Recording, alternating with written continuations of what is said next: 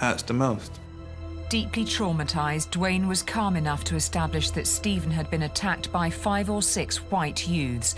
Within the next 12 hours, it was clear that the local community had a good idea of who these young men might be. The police received a number of strong tip-offs. There was a witness giving the pseudonym James Grant, an anonymous female caller, and 2 handwritten notes. All pointed to Dobson, Norris and their gang. 5 boys, 5 names, constantly came up in the police investigation. Almost everybody in the communities knew about them, the schools knew about them. Everybody knew about them except the police. Norris and Dobson were also known under another name. Nutters with knives was used frequently. The 2 at the core of the group are the Acourt brothers, Neil and Jamie. And they live right in the middle of the area.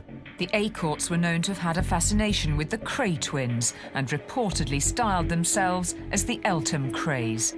David Norris was one of their associates. He'd been linked to a number of incidents in the previous 12 months. One of them was the stabbing of white teenager Stacey Benfield. He was charged, but later acquitted.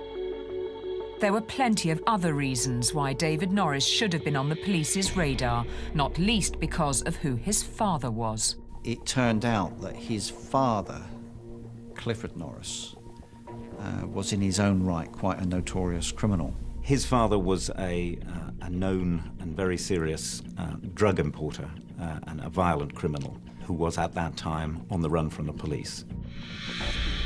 Gary Dobson lived in the heart of this neighbourhood, in the Progress Estate, just off Wellhall Road. A sort of unremarkable young man. Dobson seemed to us to be the one who was a little bit sort of out of it. He wasn't quite seemed to be so much of a hard nut as the others. And Luke Knight, who is another follower, another relatively quiet boy. In getting to this suspect group, which has been identified for them by dozens and dozens of people, they make extraordinarily slow progress. We were fobbed off to say that they had no idea about them, and that is complete lies. After the first weekend, the investigation was due to be passed from Detective Superintendent Ian Crampton to another detective who had just returned from sick leave. Crampton had a big murder trial coming up, which he would have to attend. What he did was, in fact, to set up an investigation rather than to pursue an investigation. 4 days had now passed since Stephen's murder, and the police were no nearer to making an arrest. The arrival of Mr. Whedon on Monday morning meant the same style of policing continued, but there was another problem. They had a mixture of a computer-based system and a paper-based system, which in fact turned out to be no system at all.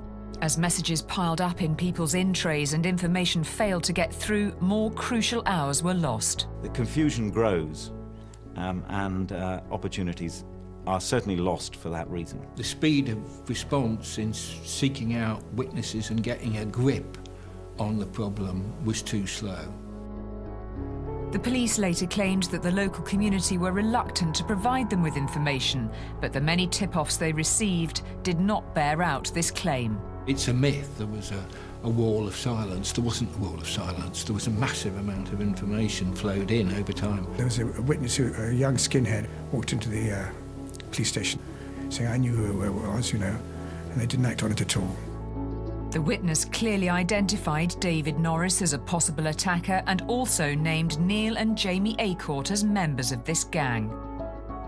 This could have led to immediate arrests, but a decision was made to postpone until the police had more evidence.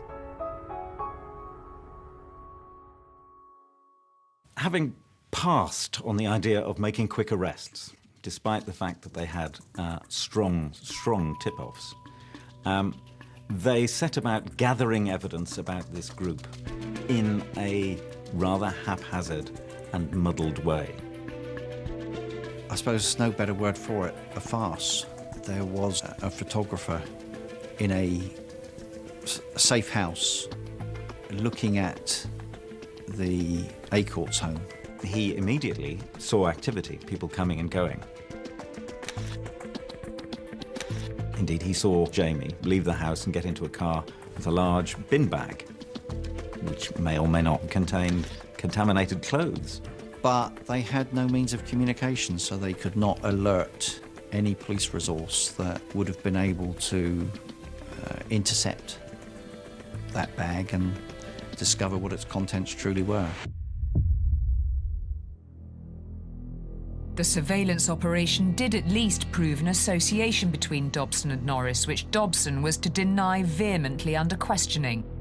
Unfortunately, the photographs of them together were not passed to those interviewing the suspects, and yet another opportunity to tie up the case was allowed to slip away. They show the appearance of conducting an investigation, but actually they're not making progress. It's remarkably static for those 2 weeks. Steve's been murdered, and no one's doing nothing about it, yet everybody knows the names of the suspects.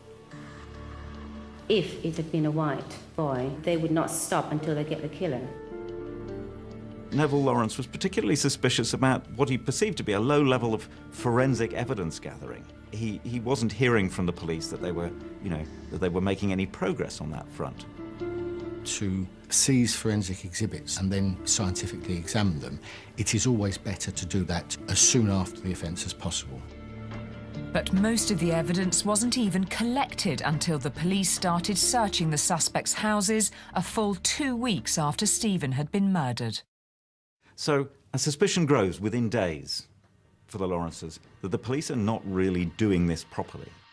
While all this was happening, Dwayne and the Lawrences had been assigned family liaison officers who were meant to be supporting them. But from the beginning, the relationship was an unhappy one. They went to the house on the Sunday. They started asking in front of all these people, they started asking questions about it. They said, my son's just been murdered, do you mind?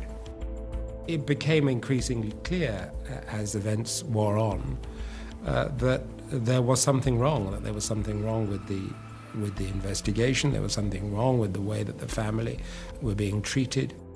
There was this combination of incompetence, indifference, and the interests of justice were being let down.